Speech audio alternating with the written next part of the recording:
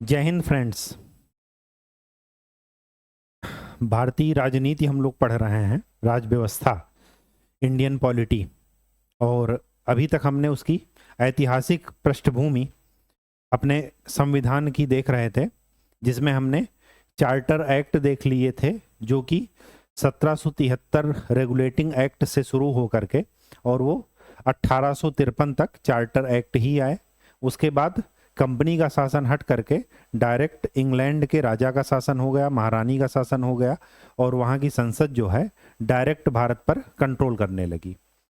हमने ये भी देखा कि 1858 का जो अधिनियम था, भारत शासन अधिनियम जिसे कहते हैं, उसके बाद हमने 1858 के बाद 1892 का देखा, 1861 का देखा और फिर 1892 का अधिनियम देखा। अब हमारे पास दो अधिनियम और हैं, भारत शासन अधिनियम, जो कि बहुत इंपॉर्टेंट हैं। तो फर्स्ट हेडिंग डाल लीजिए, 1909 का भारत शासन अधिनियम।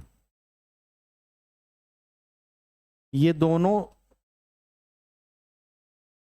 जो आज एक्ट हम लोग पढ़ेंगे, ये कुछ विशेष मायनों में महत्वपूर्ण है, क्योंकि कुछ स्पेशल चीजें इनमें से निकल कर आएंगी और उसके परिणाम दूरगामी सिद्ध होंगे।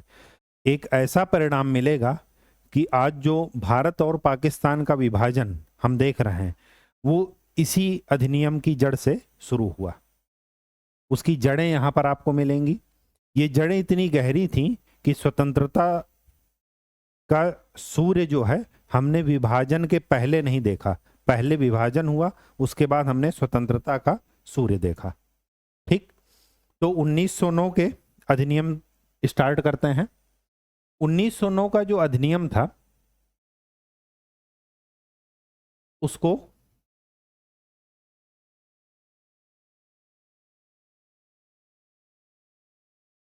मार्ले मिंटो सुधार भी कहा जाता है। लॉर्ड मार्ले ये थे उस समय भारत सचिव, और लॉर्ड मिंटो ये उस समय थे वायसराय। वायसराय का पद कब आया था? जब भारत के वायसराय का पद आया था, वो था 1858 का अधिनियम। ठीक, और उसी समय भारत सचिव का एक पद सृजित किया गया था। भारत सचिव मैंने बताया था कि ये ब्रिटिश मंत्रिमंडल का सदस्य होता था, कैबिनेट का, और ये बैठते थे लंदन में, और इनकी पूरी जिम्मेदारी ब्रिटिश संसद के प्रति थी। शासन ये कर रहे थे भारत पर। ठीक, तो उस समय भारत सचिव थे लॉर्ड मार्ले, और लॉर्ड मिंटो थे वायसराय, जो कि भारत में थे। इसको मार्ले मिंटो सुधार के नाम से भी जाना जाता है, 1909 के भारत शासन अधिनियम को। अब इस अधिनियम में खास बात क्या थी वो देखते हैं।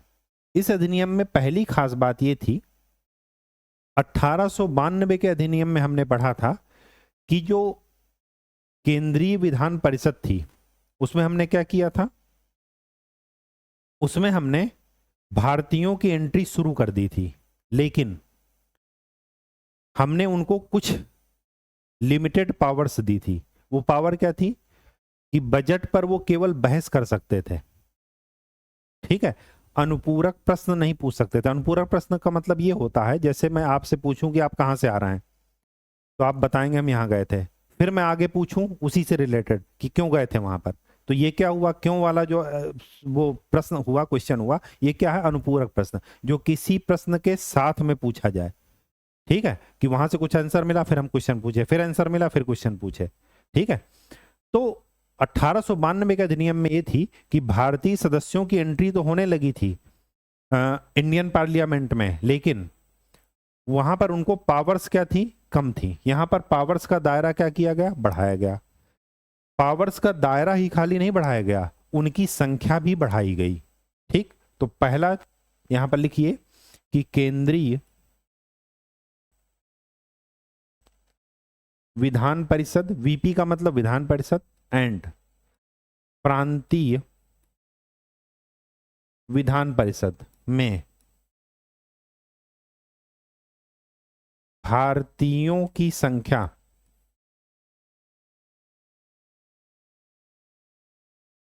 भारतीयों को ही गैर सरकारी सदस्य भी कहा जाता था। तो गैर सरकारी सदस्यों की संख्या क्या की गई? बढ़ाई गई। इस एरो का मतलब क्या हुआ? इंक्रीज की गई। अब यहां पर दो चीजें मायने रखती हैं। केंद्रीय विधान परिषद वो है जो जैसे हमारी आज की संसद है, जो पूरे भारत पर के लिए क्या बनाती? कानून।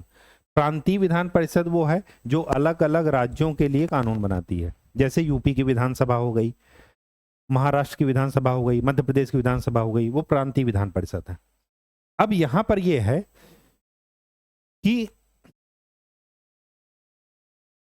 दो चीजें आपको नोट करनी है। पहला कि प्रांतीय विधान परिषद में सदस्यों की संख्या अलग अलग थी, जैसे आज है। मतलब जितना बड़ा प्रांत और उतनी ही बड़ी वहां पर विधान परिषद।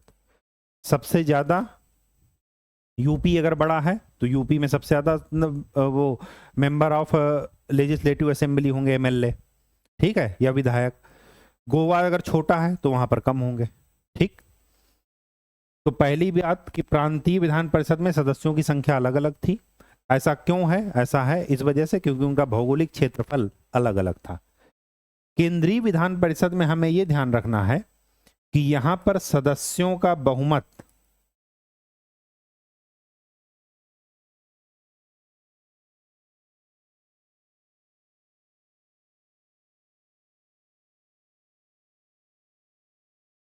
यूरोपीय का था और प्रांतीय विधान परिषद में क्या था कि भारतीय बहुमत में थे।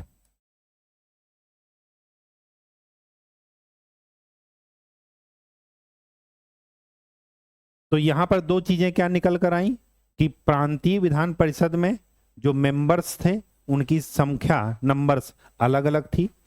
दूसरी बात, प्रांतीय विधान परिषद में किसका बोलबाला था? भारतीयों का। और केंद्रीय विधान परिषद में किसका बोलबाला था? गैर सरकारी सदस्यों का ना हो करके यूरोपियों का था। ठीक। मतलब अभी भी केंद्र में कौन गवर्न कर रहे थे, कौन डोमिनेट कर रहे थे? वो थे अंग्रेज, यूरोपीय। भारतीय वहां पर नहीं थे। ये तो हुई पहली बात। दूसरी बात क्या थी यहां पर? मैंने क्या बताया कि केवल उनकी संख्या ही नहीं बढ़ाई गई, उनको पावर्स भी दी गई। तो यहां पर बजट पर अनुपूरक प्रश्न पूछना,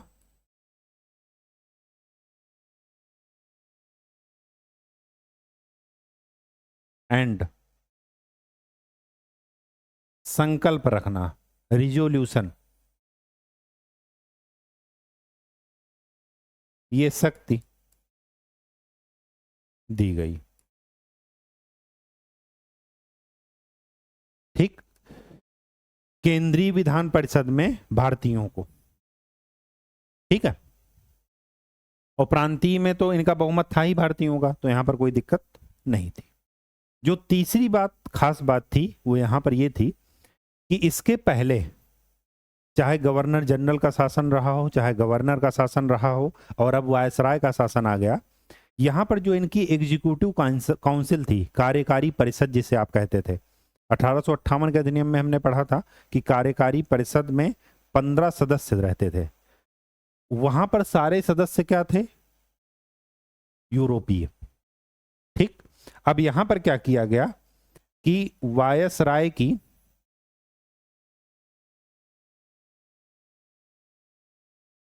कार्यकारी परिषद में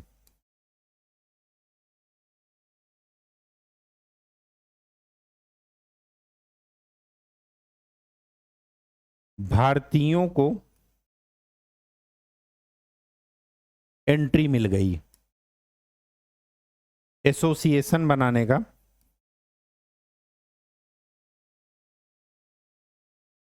एसोसिएट करने का या शामिल करने का पावर यहां पर मिल गई। अब कोई भारतीय वायसराय की कार्यकारी परिषद में या एग्जीक्यूटिव काउंसिल में क्या हो सकता था, शामिल हो सकता था। और ऐसे प्रथम भारतीय सदस्य जो कि वायसराय की एग्जीक्यूटिव काउंसिल में शामिल हुए वो थे सत्येंद्र प्रसाद सिन्हा। ये नाम याद रखिएगा, कहीं कहीं आपको सत्येंद्र नाथ सिन्हा भी मिलेगा तो कोई दिक्कत नहीं है। तो सत्येंद्र प्रसाद सिन्हा वायसराय की एग्जीक्यूटिव काउंसिल या कार्यकारी परिषद में शामिल होने वाले पहले भारतीय थे। और ये किस सदस्य के रूप में शामिल हुए थे, विधि सदस्य के रूप में। तो यहां पर लिख लीजिएगा विधि सदस्य के रूप में शामिल हुआ। ठीक, नेक्स्ट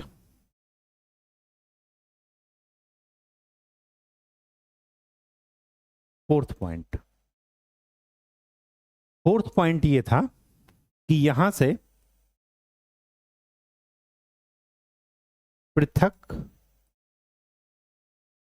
निर्वाचन की शुरुआत, इंग्लिश में इसको कहेंगे सेपरेट इलेक्टोरल।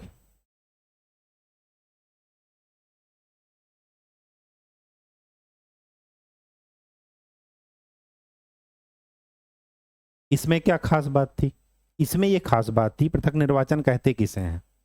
जैसे ये कोई क्षेत्र है, सपोज ये भारत है, भारत में कौन कौन लोग रह रहे हैं, हिंदू, मुस्लिम, सिख, क्रिश्चियन और बौद्ध और जैन। अगर कोई मेंबर, कोई पीएम का या लोकसभा का चुनाव होता है तो फिर क्या होता है कि इसमें सभी लोग वोट डालते हैं।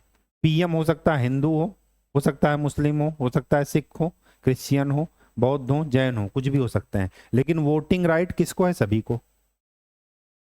पृथक निर्वाचन में क्या था कि अगर हिंदू हैं तो इनको खाली वोट हिंदू ही देंगे, बाकी का कोई मतलब नहीं है। अगर मुस्लिम कैंडिडेट है तो उसको वोट खाली मुस्लिम दे सकते हैं, बाकी और कोई नहीं दे सकता। अब आप ध्यान से सोचिए, अगर आज हमारे प्रधानमंत्री को यह कहा जाए कि वो हिंदू हैं, तो अगर वो खाली हिंदुओं का पक्ष लेंगे, वो देश के प्रधानमंत्री हैं, वो खाली हिंदू नहीं है, वो खाली मुस्लिम नहीं है, वो जब वहां पर उस सीट पर बैठे हैं तो पूरे भारत को रिप्रेजेंट कर रहे हैं। तो मुस्लिम या सिख या ईसाई या बौद्ध या जैन वो क्या सोचेंगे कि यहां पर रहने का कोई फायदा नहीं। जब हमारी बातें ही नहीं सुनी जा रही, हमें वोटिंग राइट्स ही नहीं मिले हैं, हम अपने इच्छाओं का, हम अपने चुनाव का ही निर्धारण नहीं कर सकते कि हमें किसको चुनकर बैठाना है, तो उनको यहां पर रहने का कोई मतलब नहीं है। यही चीज हुई, ये शुरुआत यहां पर पृथक निर्वाचन में क्या था कि मुस्लिम कैंडिडेट्स को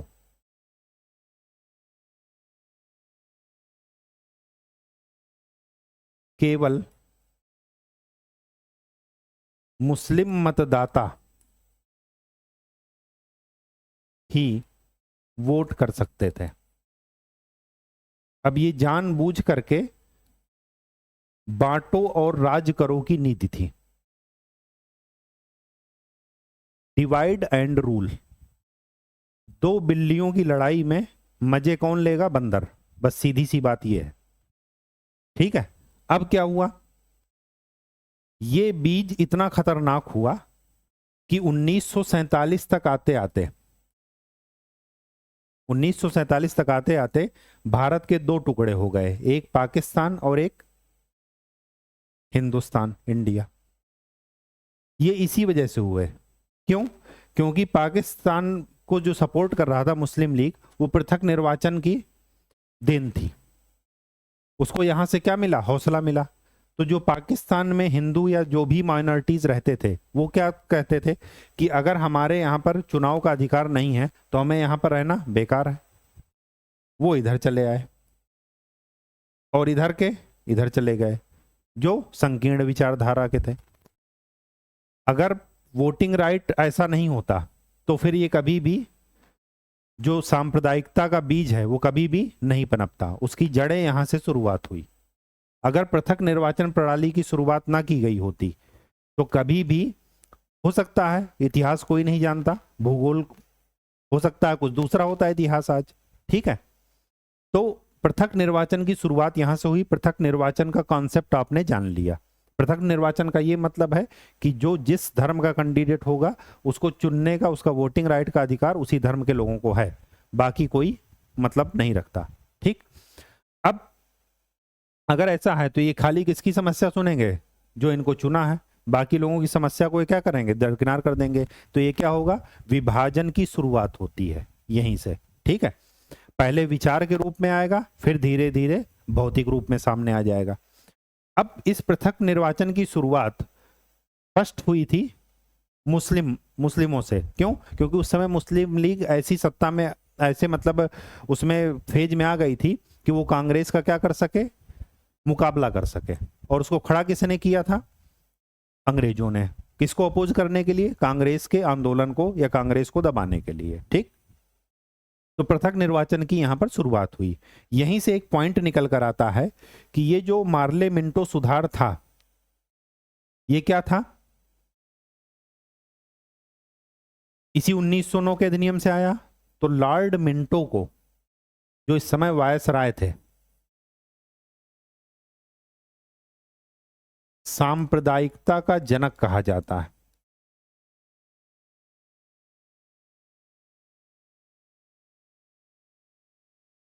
फादर ऑफ कम्युनलिज्म,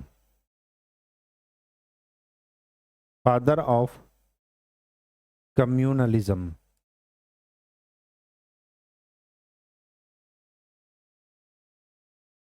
यहां से इसकी शुरुआत हुई, ठीक। और लास्ट पॉइंट, इन्होंने जमींदारों के लिए Bengal chambers of commerce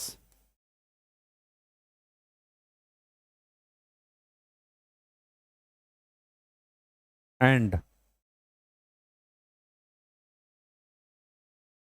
presidency universities, विश्वविद्यालयों के लिए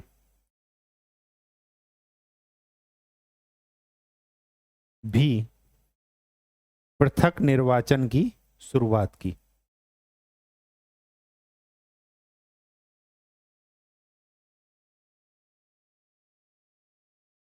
ये खास बात थी, ठीक, 1909 के अधिनियम में। अब ध्यान से देखिए, इसमें एक जो मेन बात है वो ये है कि भारतीयों को ज्यादा राइट देना कहां पर? पार्लियामेंट में। लेकिन जो केंद्रीय विधान परिषद थी उसमें क्या था कि बहुमत भारतीयों का नहीं था, प्रांतीय विधान परिषदों में भारतीयों का बहुमत था। ज्यादा राइट देने में दो चीजें याद रखिएगा, बजट पर संकल्प रखना और अनुपूरक प्रश्न पूछना। यह मिला 1909 के अधिनियम से। लेकिन बजट पर केवल बहस करना, वो अधिकार मिला था 1852 के भारत शासन अधिनियम के द्वारा, जो कि हम पिछले लेक्चर में बता चुके हैं। दूसरी बात यहां पर खास बात ये थी पृथक निर्वाचन की। पृथक निर्वाचन का कॉन्सेप्ट आप ध्यान रखिएगा। पृथक निर्वाचन सांप्रदायिकता का मूल है, बीज है। यहीं से सांप्रदायिकता इतनी बढ़ जाएगी कि दो देशों का विभाजन 1947 तक हो जाएगा, भारत और पाकिस्तान में, ठीक। और सबसे इंटरेस्टिंग बात जो कांग्रेस की यहां पर गलती थी वो ये थी, कांग्रेस का मतलब आज की कांग्रेस मत समझिएगा, उस समय भारतीय राष्ट्रीय कांग्रेस, ठीक है, वो हुआ करती थी। बहुत ही इंटेलेक्चुअल प्रॉपर्टी पार्टी थी और उन्होंने इसको स्वीकार कर लिया। सबसे बड़ी बात ये थी, उस समय देश की सबसे बड़ी पार्टी वही थी। और पृथक निर्वाचन वायसराय लाए, अंग्रेज लाए, लेकिन हमारे लोगों ने जब स्वीकार किया, वैमनस्य इतना अधिक बढ़ गया कि स्वीकार करते करते इस हालत तक पहुंच गए कि 1947 में सिर्फ एक ही रास्ता बचा था कि या तो विभाजन करो या फिर कटने मरने लड़ने के लिए तैयार रहो। तो इतनी हिंसा रोकने के लिए ही विभाजन का रास्ता अपनाया गया, ठीक। चलिए अब नेक्स्ट देखते हैं 1919 का भारत शासन अधिनियम।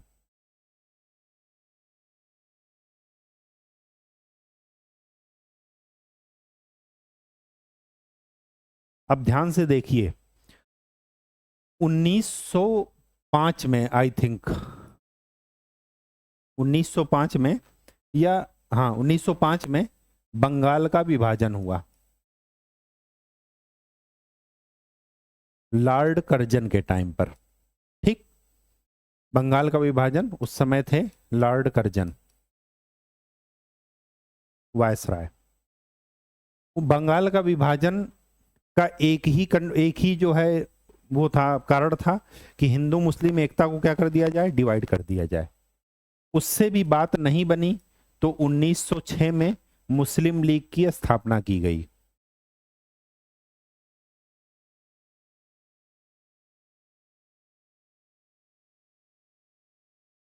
मुस्लिम लीग की स्थापना की गई। यहीं से डिवाइड एंड रूल की पॉलिसी शुरू हुई और आते आते 1909 के अधिनियम में आपको सेपरेट इलेक्टोरल दिया गया मुस्लिमों के लिए। अभी खाली मुस्लिमों के लिए ही था, बाकी लोग इंटरेस्ट नहीं ले रहे थे। ईसाई अंग्रेजों के ही फेवर में थे और बाकी बौद्ध और जैन इतनी माइनॉरिटी में जैसे आज हैं वैसे ही थे, तो उन्होंने ज्यादा कुछ वो किया नहीं। ठीक है, उनको पता ही नहीं चल रहा था कि क्या हो रहा। तो मेन दो ही संप्रदाय थे, वो हिंदू और मुस्लिम थे। अब 1909 में ये हो गया। ठीक, इसके बीच में एक घटना घटी जिसको कहते हैं 1907 का। यहां पर कांग्रेस विभाजित हो गई दो गुटों में, एक नरम दल एक गरम दल। तो कांग्रेस का विभाजन यहां पर हो गया और ये विभाजन हुआ सूरत में। ठीक, 1909 में इन्होंने क्या किया, सेपरेट इलेक्टोरल दे दिया, पृथक निर्वाचन दे दिया। इसके बाद क्या हुआ, 1914 में, 14 या 15 ऐसे ही है, यह होम रूल लीग की स्थापना की गई। होम रूल लीग दो लोगों के द्वारा स्थापित थी, एक बाल गंगाधर तिलक और दूसरी थी एनी बेसेंट के द्वारा।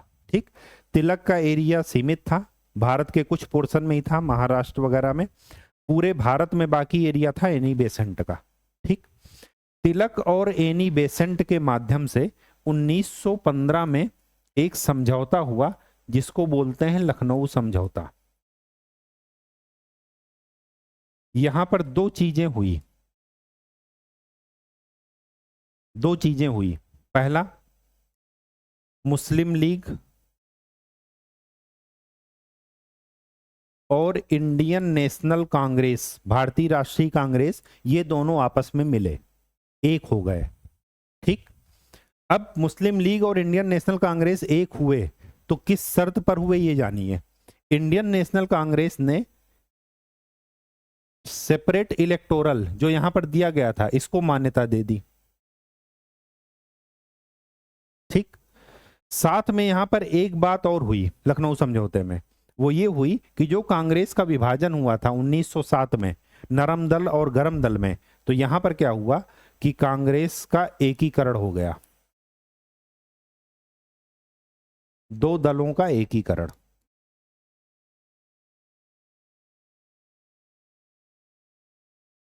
आपस में क्या हुए, वो दोनों मिले।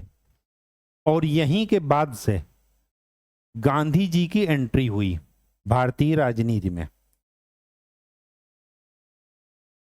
गांधी जी का भारतीय राजनीति में प्रवेश।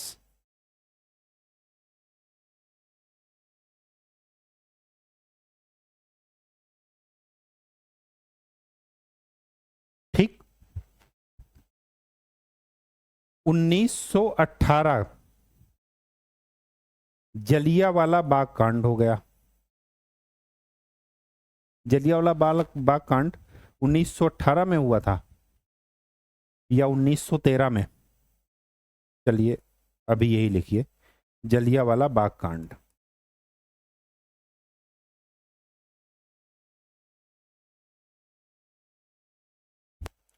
और एक, सॉरी 1919 जलियांवाला बाग कांड हो गया। और यहीं पर इस समय एक आंदोलन चला था खलीफा के लिए।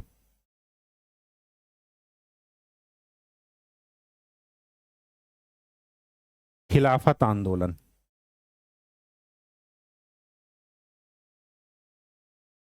खिलाफत आंदोलन में क्या हुआ कि धर्म को राजनीति से जोड़ा गया। ये दूसरी गलती। पहली गलती, पृथक निर्वाचन को मान्यता लोगों के द्वारा। लोगों क्या मतलब, सबसे बड़ी पार्टी कांग्रेस ही थी, उसने क्या कर दिया, पृथक निर्वाचन को एक्सेप्ट कर लिया। और दूसरा, मुस्लिम लीग इस वजह से इनके साथ आ गई कि ये खिलाफत के मुद्दे पर क्या करेंगे, हमारा सपोर्ट करेंगे। खिलाफत खलीफा के लिए था। खलीफा क्या था, ऑटोमन साम्राज्य जो तुर्की का था। जब आप मैप में देखेंगे जहां पर आज टर्की है, वहीं पर था ऑटोमन साम्राज्य।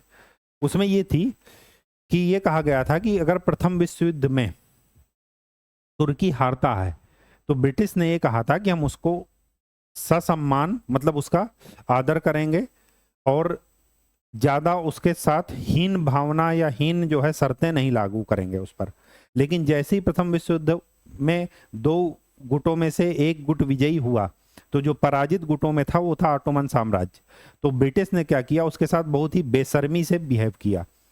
अब वो खलीफा क्या था कि पूरे मुस्लिम संप्रदाय को रिप्रेजेंट करता था। उनका क्या था, एक आराध्य था, उनका क्या था, एक सम्माननीय पद था।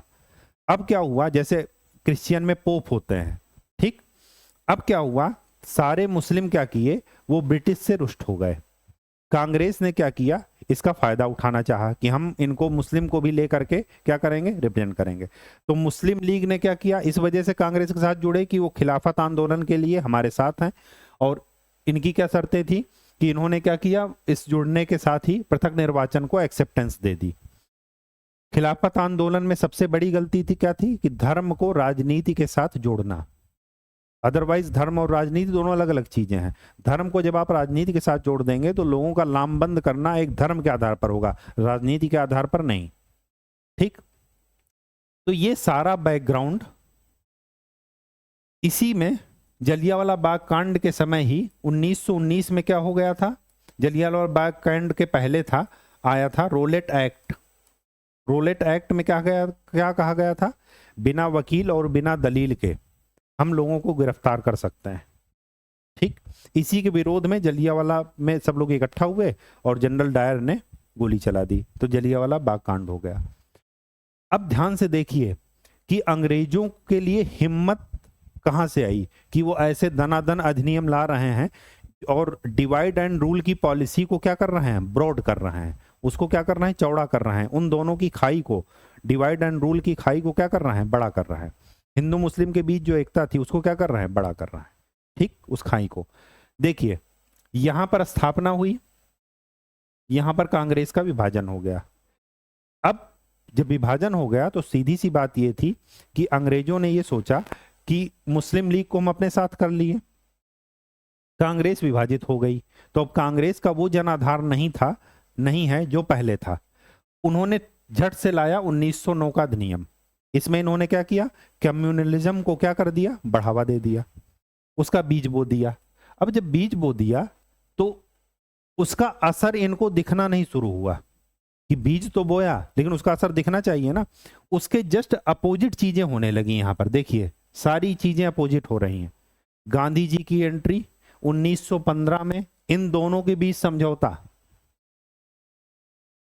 अब इनको ये लगा कि ये तो अभी भी नहीं मान रहे हैं, तो फिर इन्होंने क्या लाए, 1919 का अधिनियम, ठीक। अब 1919 के अधिनियम को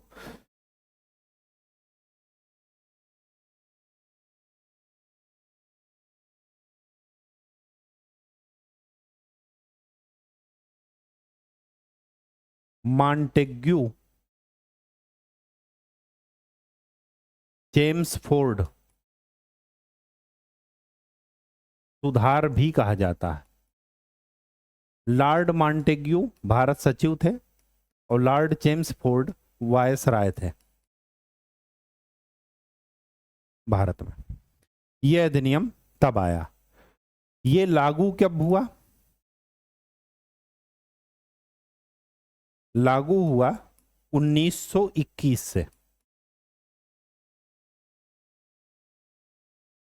ठीक, असहयोग आंदोलन जब शुरू हुआ था 1920 में, उसके बाद ये स्टार्ट हुआ, लागू हुआ। ठीक, 1919 का भारत शासन अधिनियम। इसमें पॉइंट क्या क्या थे? इसमें पॉइंट जो थे, वो पहला पॉइंट ये था कि केंद्रीय एंड प्रांतीय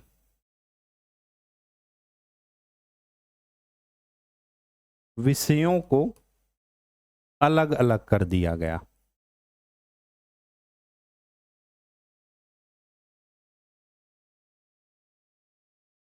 इसका सीधा सा मतलब ये हुआ कि एक लिस्ट बना दी गई जिसमें कहा गया कि इस लिस्ट से रिलेटेड जो भी सब्जेक्ट्स हैं उन पर कानून कौन बनाएगा? केंद्रीय विधान परिषद, मतलब संसद। और जो दूसरी लिस्ट में है उस पर कौन बनाएगा? जो राज्य की या प्रांत की जो विधान परिषद है वो बनाएगी। ठीक,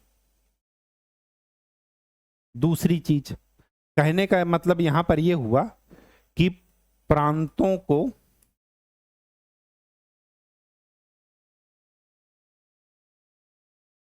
शक्ति का स्थानांतरण, कुछ पावर्स हमने क्या कर दी? स्टेट को या प्रोविंस को क्या कर दी? ट्रांसफर करी। ठीक, दूसरा। लेकिन यहां पर एक चीज ये भी ध्यान रखना, लेकिन केंद्रीय या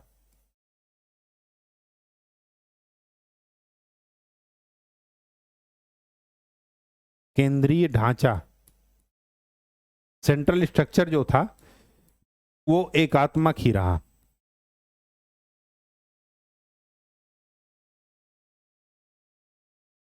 एकात्मक का मतलब ये हुआ कि वहां का पूरा कंट्रोल यूरोपियन के हाथ में था। जरूरत पड़ने पर प्रांतों को क्या, जैसे आज अगर इमरजेंसी लागू होती है तो फिर क्या करते हैं कि प्रांतों की सारी शक्तियां क्या कर देंगी? खत्म कर देंगे, और सारा कुछ कौन टेक ओवर करेगा? पार्लियामेंट या संसद, ठीक, या राष्ट्रपति। ठीक है, तो वैसे ही यहां पर था। हमने नॉर्मल टाइम के लिए इनको पावर्स दी थी, और अगर इमरजेंसी की बात होती तो हम पूरी पावर्स किसको दे देते? केंद्र को। सेकेंड पॉइंट यहां पर यह था कि केंद्रीय और प्रांतीय विषयों को अलग अलग कर दिया। प्रांतीय विषयों को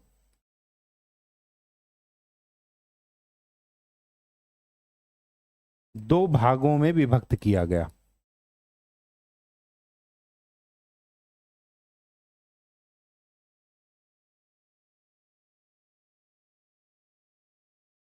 ये दो भाग कौन कौन से थे?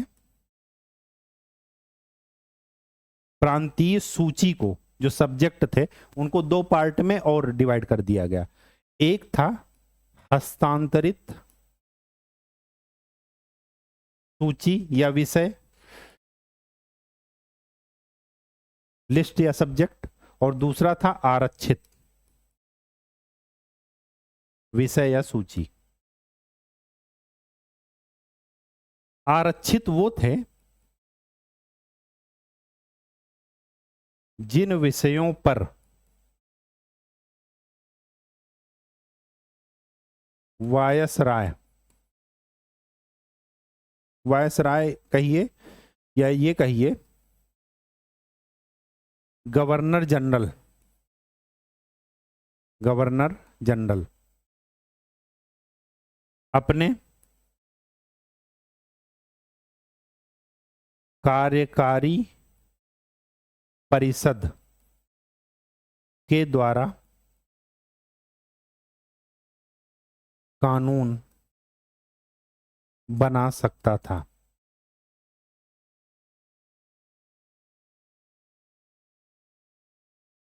हस्तांतरित विषय वो थे जिस पर गवर्नर जनरल प्रांतीय सदस्यों या ये कहिए मंत्रिपरिषद के द्वारा कानून बना सकता था। इन दोनों सब्जेक्ट में अंतर क्या था? इन दोनों सब्जेक्ट में अंतर ये था कि यहां पर जो कानून बनेंगे वो गवर्नर जनरल और जो उनकी मंत्रिपरिषद है, जो प्रांतीय विधान परिषद में जिसमें भारतीयों का बोलबाला था, वहां से जो सदस्य आए हैं उनको मिला करके कानून बनाते थे। मतलब अब स्वाभाविक सी बात है कि अगर आज विधानसभा है तो वो क्या है, लोगों के प्रति, उस राज्य के लोगों के प्रति क्या है, उत्तरदायी है। अगर योगी जी कोई कानून बना रहे हैं यूपी में, तो वहां के विधानसभा के प्रति क्या है, उत्तरदायी हैं, वहां के लोगों के प्रति क्या है, उत्तरदायी हैं। लेकिन यहां पर देखिए, यहां पर जो गवर्नर जनरल एग्जीक्यूटिव काउंसिल के प्रति जो है कानून बना, एग्जीक्यूटिव काउंसिल को लेकर के कानून बना रहा, ये कभी भी इस मंत्रिपरिषद या इस विधान परिषद या यहां के लोगों के प्रति जिम्मेदार नहीं थे। क्यों? क्योंकि ये क्या थी, चुनावी बॉडी कोई नहीं थी, कोई इलेक्टोरल बॉडी नहीं थी, कोई चुन करके नहीं आई थी। ये अपने मनमानी तरीके से कार्यकारी परिषद थे वहां पर, और गवर्नर जनरल दोनों मिलकर के शासन करते थे। स्वाभाविक सी बात है कि हमने पावर का ट्रांसफर प्रांतों को किया तो, लेकिन हमने उस पर कंट्रोल बनाए रखा आरक्षित विषय के द्वारा, आरक्षित रिजर्व्ड लिस्ट के द्वारा।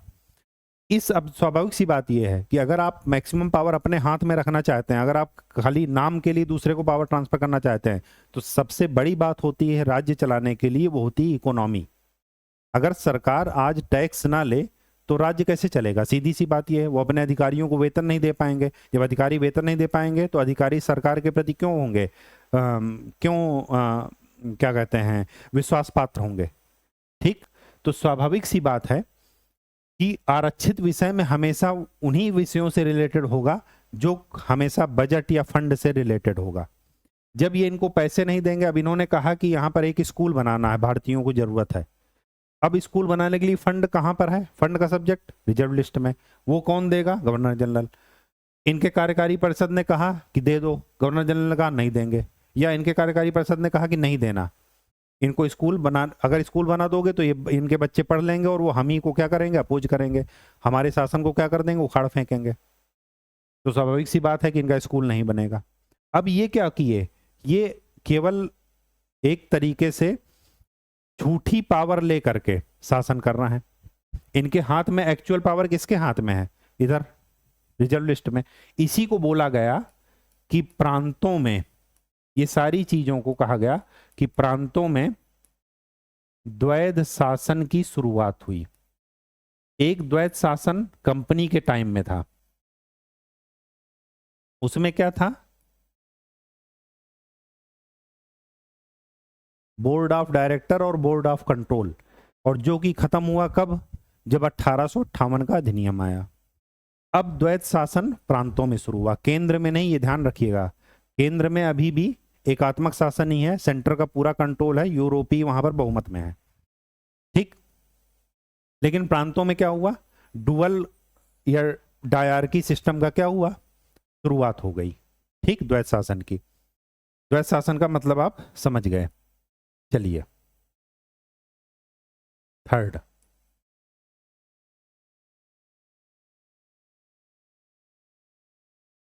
द्विसदनीय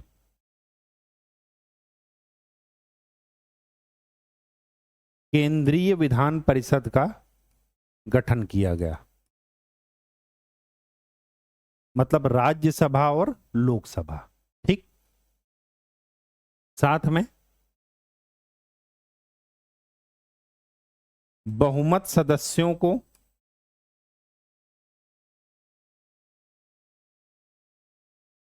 प्रत्यक्ष निर्वाचन, जैसे आजकल होता है, के द्वारा। इसमें जो केंद्रीय विधान परिषद के सदस्य थे वो प्रत्यक्ष निर्वाचन के द्वारा आए थे। अब यहां पर दो चीजें आपको ध्यान में रखनी है। पहली क्या, कि जो प्रत्यक्ष निर्वाचन है तो क्या वोटिंग राइट्स सभी को थे? तो सभी को नहीं थे। ये चौथा पॉइंट है। तो यहां पर लिखिएगा कि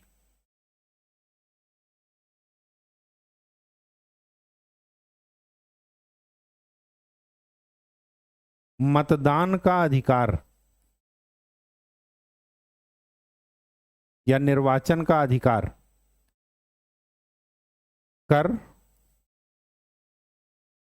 शिक्षा और संपत्ति के द्वारा निर्धारित होता था।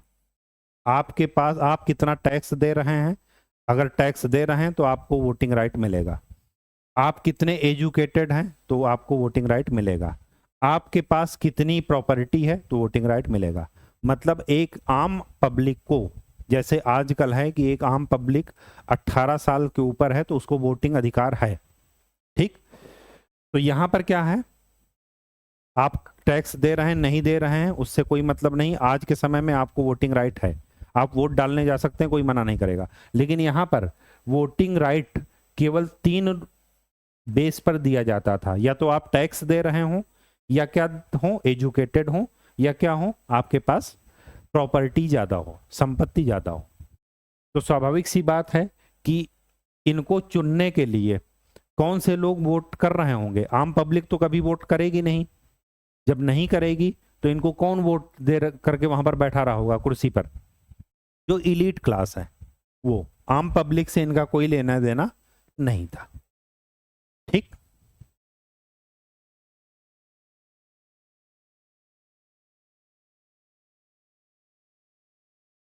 फिफ्थ पॉइंट ये है कि कमांडर इन चीफ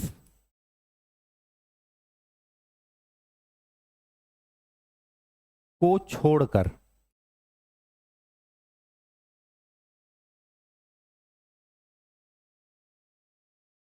गवर्नर की या गवर्नर जनरल की कार्यकारी परिषद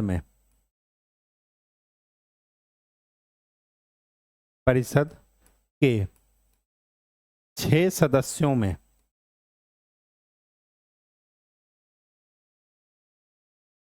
मिनिमम 3 सदस्य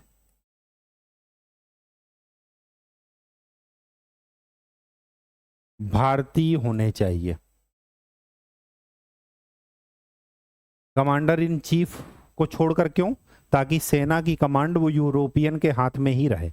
तो कार्यकारी परिषद में 6 सदस्य थे गवर्नर जनरल की, जिसमें से 3 सदस्य भारतीय होने चाहिए और वो भी चुनाव से आने चाहिए, ठीक है। उनको नॉमिनेट नहीं किया जा सकता, उनको नामांकित नहीं किया जा सकता, ठीक।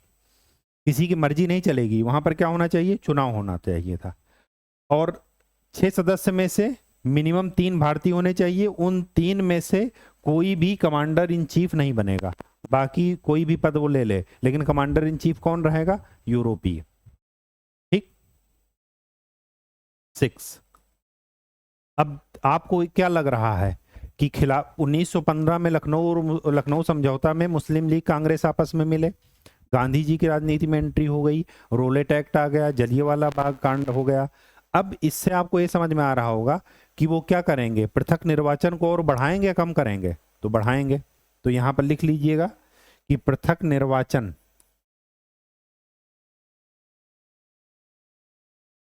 कहां कहां विस्तारित किया गया, पृथक निर्वाचन का विस्तार किया गया।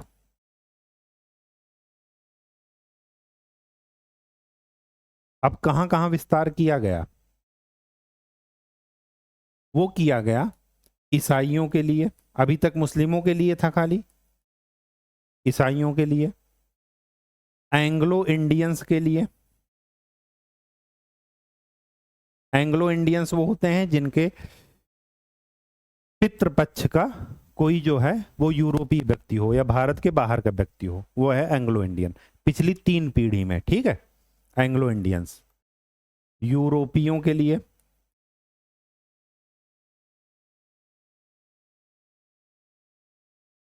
इनके लिए क्या किया गया, पृथक निर्वाचन का विस्तार किया गया। स्वाभाविक सी बात है कि वो क्या कर रहे थे, डिवाइड एंड रूल की जो लीक है उसको और क्या कर रहे थे, चौड़ा कर रहे थे, ठीक। 7th नंबर,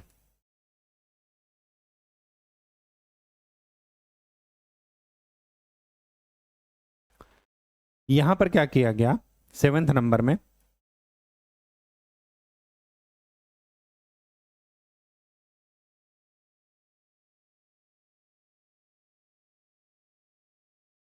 प्रांतों में द्विसदनीय व्यवस्था की शुरुआत, मतलब विधानसभा और विधान परिषद। और कितने प्रांत थे ऐसे वो जान लीजिए। पहले 3 तो आप याद ही रखे होंगे, एक बंबई, दूसरा कलकत्ता और तीसरा मद्रास। ये अंग्रेजों के 3 सेंटर थे, तो यहां पर तो रहेगा ही रहेगा। इसके बाद क्या था, एक था संयुक्त प्रांत,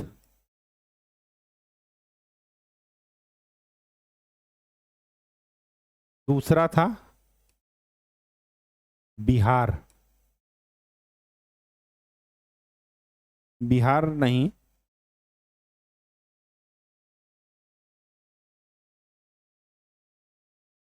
बंगाल और असम। ठीक, इन प्रांतों में क्या हुआ,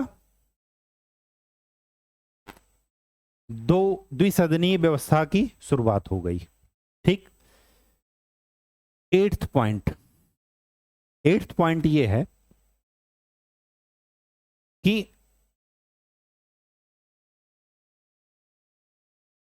लोक सेवा आयोग का गठन,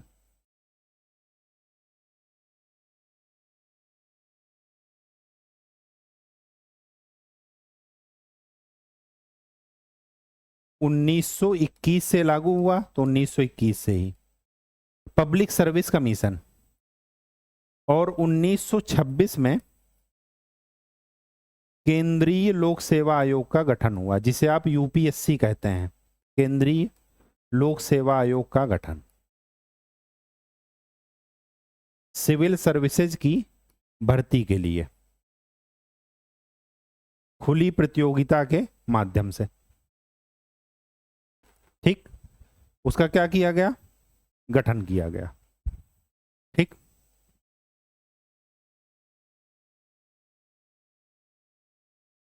नाइन्थ पॉइंट क्या कहता है कि एक वैधानिक आयोग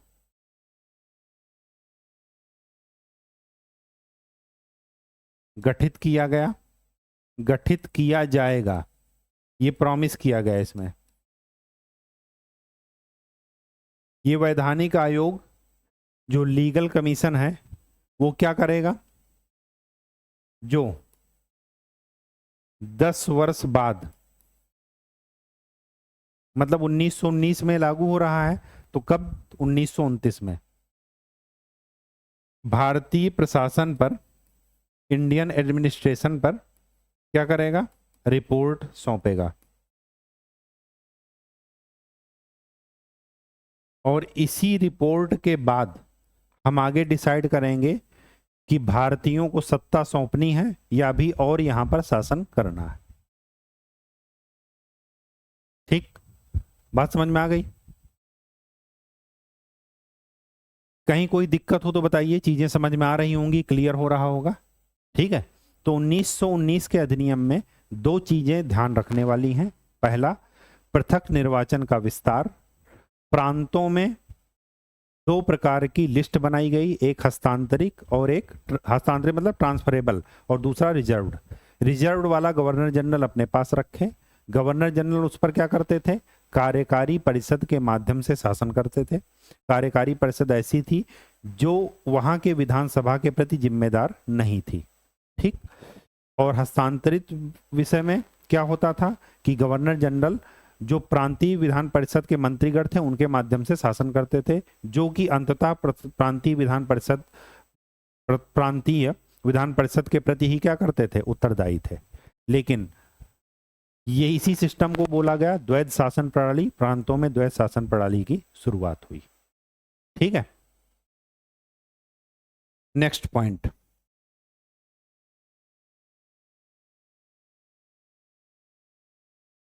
इसमें क्या करना है, प्रांतों को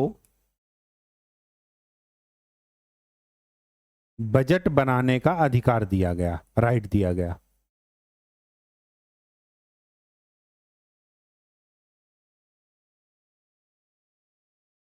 मतलब प्रांतों को स्वायत्तता तो दी गई, पावर ट्रांसफर की गई, प्रांतों को बजट बनाने का अधिकार दिया गया। ठीक। और साथ का साथ केंद्रीय और प्रांतीय बजट को अलग अलग कर दिया गया। जब उनको अधिकार दे दिया गया बनाने का, तो स्वाभाविक सी बात है कि उनको अलग कर देना ही उचित है, तो अलग अलग कर दिया गया। ठीक। फिर नेक्स्ट पॉइंट, जो सबसे मोस्ट इंपॉर्टेंट पॉइंट है, वो ये कि यहां पर क्या किया गया, लंदन में भारत के उच्चायुक्त, इंग्लिश में इसको बोलेंगे हाई कमीशन ऑफ इंडिया। ठीक। भारत के उच्चायुक्त का पद सृजित किया गया।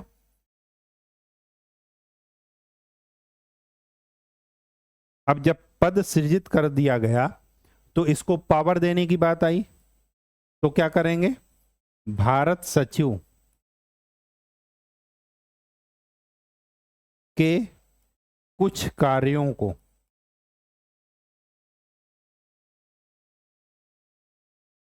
इन्हें हस्तांतरित किया गया। मतलब कुछ कार्य अब भारत सचिव करेंगे और कुछ कौन करेगा, भारत के उच्चायुक्त। ठीक। तो अगर आपसे पूछा जाए कि राज्य और केंद्र बजट किस अधिनियम के द्वारा अलग अलग हुए, तो बताइएगा 1919 के अधिनियम में। 1919 का अधिनियम इस बारे में महत्वपूर्ण है कि यहां पर प्रांतों को स्वायत्तता तो दी गई, लेकिन दिखाने के लिए। ठीक। लगभग पूरी स्वायत्तता दी गई। जब आपको अपने बजट बनाने का अधिकार दे दिया गया, तो वो पास हो ना हो अलग बात है, लेकिन आपको ये अधिकार है कि आप अपना बजट बनाइए। ठीक। और लंदन में भारत के उच्चायुक्त को का पद जो है सृजन कर दिया गया। ठीक है। तो आज के लिए इतना ही। Thank you. ठीक। बात समझ में आ गई? कहीं कोई दिक्कत हो तो बताइए, चीजें समझ में आ रही होंगी, क्लियर हो रहा होगा। ठीक है। तो 1919 के अधिनियम में दो चीजें ध्यान रखने वाली हैं। पहला, पृथक निर्वाचन का विस्तार। प्रांतों में दो प्रकार की लिस्ट बनाई गई, एक हस्तांतरित और एक हस्तांतरित मतलब ट्रांसफरेबल, और दूसरा रिजर्व्ड। रिजर्व्ड वाला गवर्नर जनरल अपने पास रखे। गवर्नर जनरल उस पर क्या करते थे, कार्यकारी परिषद के माध्यम से शासन करते थे। कार्यकारी परिषद ऐसी थी जो वहां के विधानसभा के प्रति जिम्मेदार नहीं थी। ठीक। और हस्तांतरित विषय में क्या होता था कि गवर्नर जनरल जो प्रांतीय विधान परिषद के मंत्रीगण थे उनके माध्यम से शासन करते थे, जो कि अंततः प्रांतीय विधान परिषद के प्रति ही क्या करते थे, उत्तरदायी थे। लेकिन ये इसी सिस्टम को बोला गया द्वैध शासन प्रणाली। प्रांतों में द्वैध शासन प्रणाली की शुरुआत हुई। ठीक है। तो चीजें समझ में आ रही होंगी। आज के लिए इतना ही। जैसे मैंने पढ़ाया ऐसे ही पढ़ते रहिए, चीजों को रटने की कोशिश मत कीजिएगा। अगर कहीं कोई दिक्कत हो तो आप पूछ सकते हैं बार बार। ठीक। सबसे बड़ी बात यह है कि जिस एक्ट, जैसे एक्ट पढ़ाए गए हैं ऐसे पढ़िएगा तो आपको रटने की जरूरत नहीं पड़ेगी। बाकी आपकी मर्जी, अगर कोई शॉर्टकट फॉलो कर रहे होंगे तो वो आपकी अपनी जिम्मेदारी है। जहां तक हमारी सलाह ये है कि आपको शॉर्टकट फॉलो मत कीजिएगा। चीज़ों को जब आप समझ कर करेंगे, उसके बैकग्राउंड को देख कर करेंगे, तो चीज़ें आपको याद रहेंगी। ठीक। और कुछ नहीं। तो नेक्स्ट क्लास में हम लोग दो अधिनियम और पढ़ेंगे, 1935 और 1947 का अधिनियम, और फिर भारत को आज़ाद करा देंगे। इसके बाद फिर हम आगे, जब हमारा ऐतिहासिक पृष्ठभूमि खत्म हो जाएगी, फिर हम संविधान सभा की चर्चा करेंगे। तो आशा करते हैं कि आपको बातें समझ में आई होंगी, और खूब मेहनत कीजिए, पढ़ते रहिए। धन्यवाद।